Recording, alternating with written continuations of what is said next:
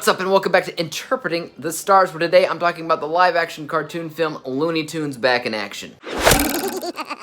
Recently, I reviewed Brendan Fraser in another sort of live-action cartoon film, George of the Jungle. I reviewed that with my buddy Anthony A. Perez, and watching it, I felt the urge to see this movie specifically, partially because of Brendan Fraser, partially because of the ridiculous over-the-top cartoon humor. Everybody and their mom likes to talk about Space Jam as this big cult classic film, and I agree, but weirdly enough, I also really like this one as well, so while others might think it's a bugbear, I think it's worth a watch. Let's get cracking. This review was brought to you by the word of the day, bugbear, an object or source of dread.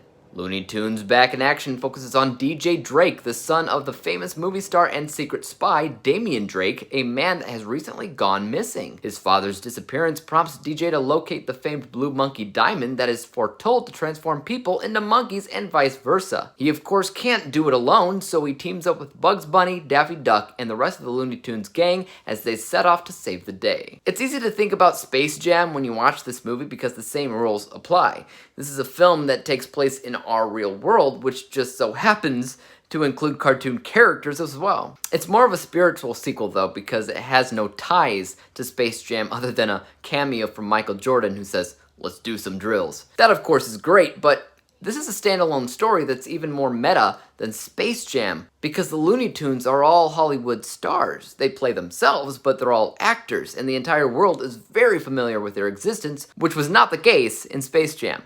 I'm a big fan of this movie because of how many really smart and quite honestly hilarious pop culture references this film makes.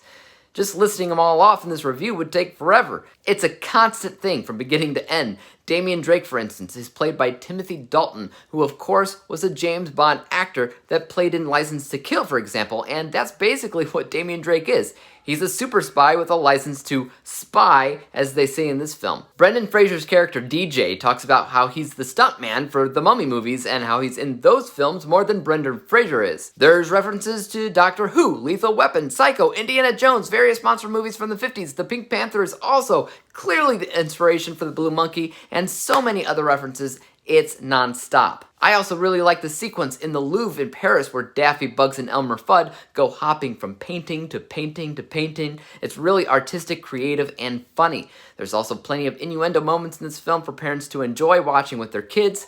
Another thing to take notice is, just like Space Jam, it is jam-packed with cameos from A-class actors from beginning to end that are all a joy to watch. Plot-wise, this is a very simple structured adventure story that takes our heroes from point A to point B with plenty of cartoony obstacles that are thrown in their way, so the pacing works out rather well. Honestly, I actually liked a lot of what this film was going for. If there was one main thing that I had to complain about it with, I would just have to say that the individual character importance was lacking. There's a lot of characters, a lot of them, and for a Looney Tunes film, most of the cartoon characters themselves aren't adding that much to the overall progression of the story. Take them out, and the humans would most likely still keep the plot moving. The cartoon characters that you find in Looney Tunes, they're there for comedic relief and pop culture references. They're not actually doing anything substantial for the most part. If anything, they're actually probably just getting in the way. I mean, they're funny, yeah, they have classic Looney Tunes moments for sure, but from a cinematic standpoint, they're actually holding the main live-action characters back from fulfilling their mission quicker, in my opinion. It's not a huge complaint,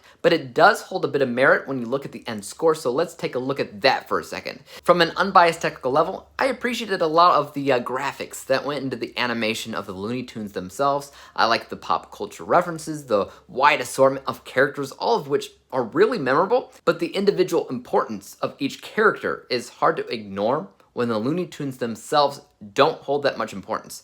This score is 76%. But this is a live-action cartoon film. It's not trying to win any awards. It's trying to bring you back to a state of nostalgia for these classic cartoon characters, and it pulls that off really well. I think it's a pretty funny movie that I appreciate more and more every time that I see it. So this bias score is actually relatively high at 92%. Averaging out the two scores together, we come to the final rating of 84%. 84 out of 100 possible stars, or a B letter grade. It actually turned out much better than I remember it being. I just think everyone's dynamic worked together really, really well. It knew exactly what it wanted to be. It was meta in that respect. I laughed while watching. My kids got into it instantaneously. And they're not even watchers of Looney Tunes. they're not even that familiar with the characters. My kindergartner is a pro at Xbox One already, and this movie pulled his attention away from the video games, so there's something special about it. There's something special about Bugs Bunny and Daffy Duck and all these Looney Tunes characters. There's a soul to the film that I think will remain intact for a while. But let me know your thoughts on Looney Tunes Back in Action in the comment section down below. Are you a fan of this film, or would you rather just stick to Space Jam? And as for YouTube, you guys know what to do. Hit that like, subscribe button, and bell to be notified when I come out with my next review. And until then, peace out. Dave examines movies we just watch for fun. Davey is the expert. He is the #1 critic that I go to when I need a movie pick. Thanks for joining up with us.